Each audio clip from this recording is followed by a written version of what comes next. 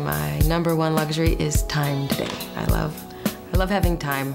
Luxury to me does not mean wealth, because I'm not a wealthy person and I don't have a lot of expendable cash. But I still believe that I live a very luxurious lifestyle. Sometimes you go to somebody's house, they have beautiful stuff, but you could be overwhelmed because then you are not as comfortable. You don't want something so ooh la la that you can't sit on it, you can't be comfortable in it. It's not about being showy. I mean, you can do that. I don't know that that really makes you happy. I think doing it for you and finding the enjoyment in that is what makes you happy.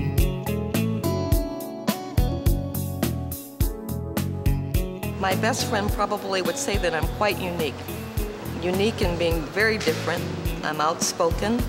I definitely have my own style. My daily indulgence would probably be a bubble bath. Sitting in the bathtub with a good book or a magazine. I love to get a nice manicure and pedicure. At the end of the day, that is really just quite a treat. I go to Caribou Coffee every day because it saves me time. It's something special that I do for myself. For me, it enhances my life to be able to enjoy my yard and enjoying my home. Sometimes I'll be over in the field mowing the lawn and you just look over and go, I live here, that's my house. I think that there are many aspects to how my home expresses who I feel I want to be. Sometimes it's who I want to be, and sometimes it's who I am. I think when you walk into my house right away, it kind of conveys the message that family is important to me. I've made my home such that people would feel comfortable, but yet it looks nice at all times. So trying to mix those two things, and then I feel confident that when people come over, they will feel comfortable, but yet feel like they are in a nice place. The style of my home is contemporary but understated elegance, and that is what I like to present. And I came by it maybe because of my background, the way I grew up. The way we were brought up is to make our guests feel very warm and comfortable. Brands aren't that important to me because I won't buy something if it's just because it says Gucci or just because it says that it's Chanel. If I don't like it, I don't like it. It doesn't matter what it says on it. So I'm less inclined to walk into a store and see something and buy it on the spot. I tend to look at it, stare at it, walk around it 500 times, walk away, come home, and 2 days later say, I've got to go back. This is my style.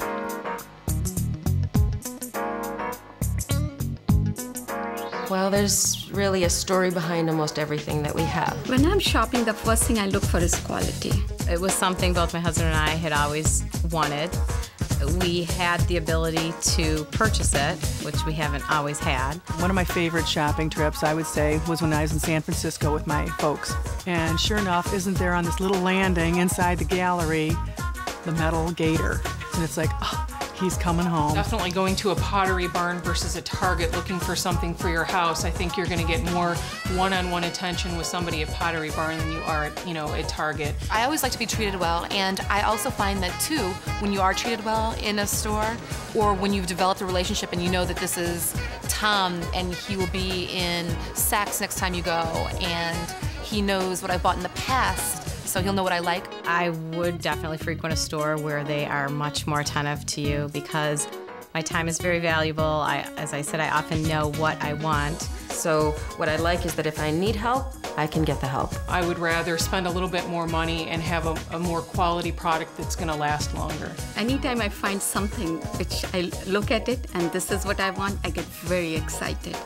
I feel like I've accomplished something. Well, when you find something that you really want and it knocks your socks off, you've just got to go for it. You've got to go for the gusto. You can pay less for something. If it's something that you want, then that's just a bonus. So you find your treasure, and if you get a bargain on top of it, you just feel like the luckiest girl that walked the face of the earth. I will spend more money if it's the right thing and it fits my needs. But again, if it's 20% off, then that helps too.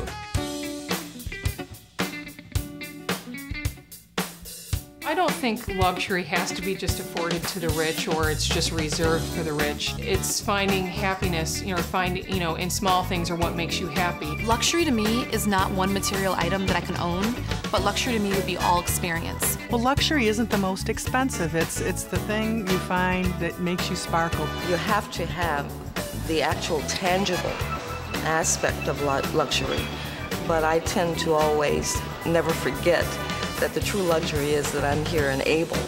Something luxurious to me is something that you really feel good about owning, feel good about having, and it's something that has more meaning to you than something for just wealth's sake.